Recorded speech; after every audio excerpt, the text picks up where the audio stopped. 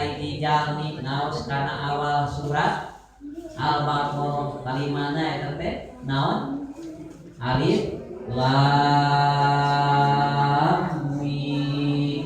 Tah eta teh di mana-mana hiji jalma ngaoskeun kalimat alif lam mim eta teh bal alifun harfun wa lam harfun wa mimun harfun. Jadi karek sakitu oge tilu hal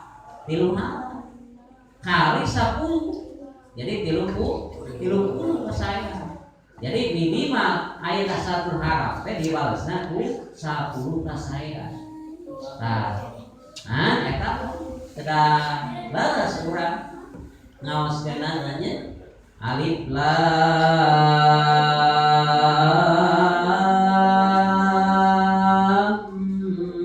mim. Eta termasuk harap naon? Harap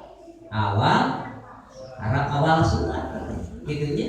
Harap awal suratnya sadayana aya 14. Aya 14.